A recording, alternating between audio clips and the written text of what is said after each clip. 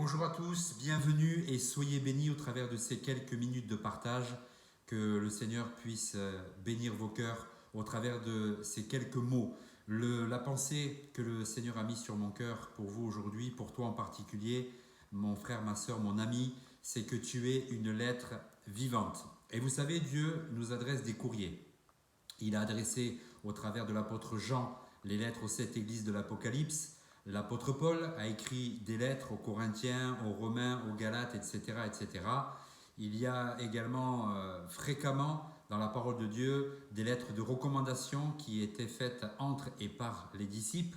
Et il y a aussi un courrier, c'est la lettre que Dieu a écrite au travers de nous, au travers de chacune de nos vies. Et je voudrais tout d'abord rappeler une chose qui est pour moi vraiment essentielle, c'est que la présence de Dieu est avec toi quand tu es seul chez toi. Matthieu chapitre 6 verset 6 nous rappelle que « Mais toi, quand tu veux prier, va dans ta pièce la plus retirée, verrouille ta porte et adresse ta prière à ton Père qui est là dans le lieu secret, et ton Père qui voit dans le secret te le rendra. » À partir du moment où nous sommes nés de nouveau, c'est-à-dire bibliquement être nés de Dieu, à partir de là, de cette dimension de la nouvelle naissance, l'Esprit de Dieu vient habiter en nous. C'est ça, la présence de Dieu. Et Dieu est avec toi parce que la présence de Dieu habite dans ton cœur quand tu es seul chez toi. Il est aussi, comme la Bible nous le rappelle, là où 2 ou 3 sont assemblés en son nom. On retrouve ce verset dans Matthieu chapitre 18 verset 20. Car là où 2 ou 3 sont ensemble à mon nom, je suis présent au milieu d'eux. Et il y a aussi des bénédictions qui ne peuvent se vivre seulement qu'en tant que peuple de Dieu, quand le peuple de Dieu est réuni, comme dans Acte 2. Et je voudrais apporter une précision qui est très importante, c'est qu'après le passage de Acte 2, les 120 n'ont pas passé leur vie, n'ont pas passé leur temps dans la chambre haute, mais ils ont reçu ensuite une mission, c'est celle d'aller. On va lire un premier texte dans 2 Corinthiens chapitre 3 versets 1er à 6. Commençons-nous de nouveau à nous recommander nous-mêmes ou avons-nous besoin, comme quelques-uns, de lettres de recommandation auprès de vous de votre part? C'est vous qui êtes notre lettre, écrite dans nos cœurs, connue et lue de tous les hommes. Vous êtes manifestement une lettre de Christ, écrite par notre ministère, non avec de l'encre, mais avec l'Esprit du Dieu vivant, non sur des tables de pierre, mais sur des tables de chair, sur les cœurs. Cette assurance-là, nous l'avons par Christ auprès de Dieu. Ce n'est pas à dire que nous soyons par nous-mêmes capables de concevoir quelque chose comme venant de nous-mêmes. Notre capacité, au contraire, vient de Dieu. Il nous a aussi rendus capables d'être ministres d'une nouvelle alliance, non de la lettre, mais de l'esprit, car la lettre tue, mais l'esprit vivifie. Une lettre, et c'est les 3 points que j'aimerais partager avec vous en quelques mots, en quelques minutes, c'est qu'une lettre est faite pour être rédigée. Quand tu prends un papier, un stylo, pour écrire une lettre, c'est pour y écrire quelque chose. C'est logique. Mais il ne suffit pas qu'il y ait quelque chose d'écrit. Ce qui est important, c'est ce qu'il y a d'écrit. C'est son contenu. Parce que ce qui va influencer celui ou celle qui va lire la lettre, c'est ce qu'il y aura écrit dessus. Et j'aimerais te poser 3 questions. Qu'est-ce qu'on peut lire de toi? Qu'est-ce que ton entourage, qu'est-ce que les gens autour de toi peuvent lire dans ton cœur et dans ta vie? Qu'est-ce qu'il y a d'écrit dans ton cœur? Qui en a rédigé le contenu?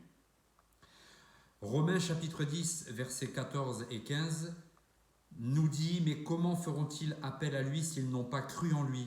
Et comment croiront-ils en lui s'ils ne l'ont pas entendu? Et comment y aura-t-il des gens pour l'annoncer s'ils ne sont pas envoyés?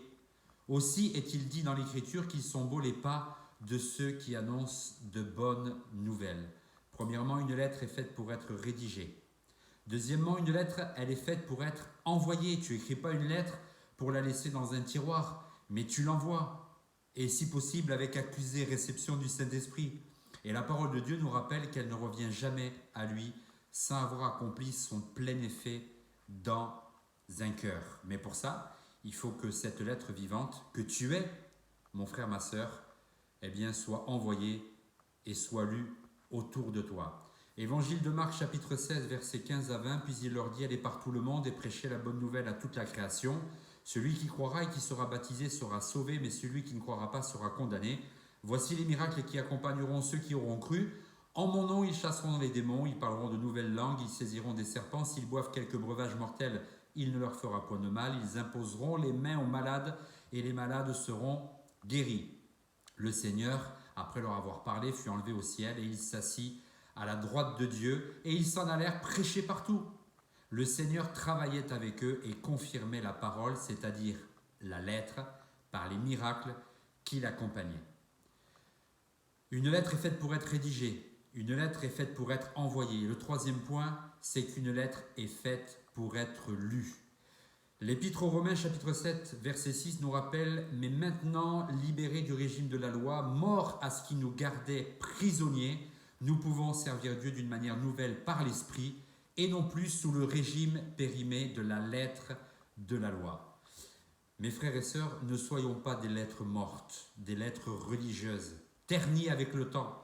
Mais au travers de ce que Dieu nous a confié, il y a cette lettre vivante que tu es, écrite du doigt de Dieu dans ta vie.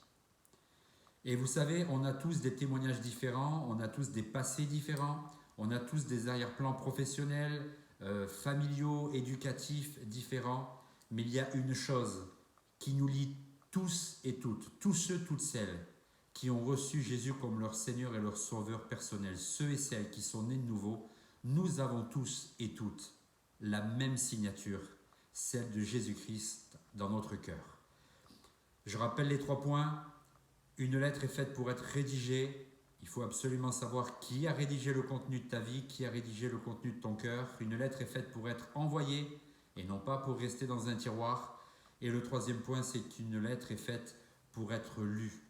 Ce que vont lire les gens autour de toi doivent marquer les cœurs. L'enveloppe, c'est la grâce de Dieu qui couvre ta vie. Et le timbre, c'est le sceau de Dieu. Il a cacheté, marqué ta vie de son amour. Et pour finir, pour conclure, la lettre par excellence, c'est la parole de Dieu. C'est elle qui doit être l'essence même de ta vie spirituelle, de ta vie chrétienne. C'est elle qui doit être au centre de ta vie.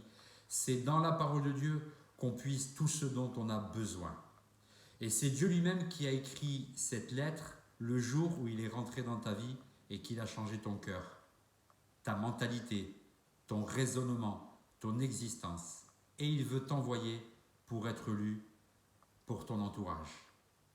Que cette lettre vivante qu'est ta vie soit un témoignage puissant et vivant de la grandeur et de la grâce de Dieu. Soyez bénis.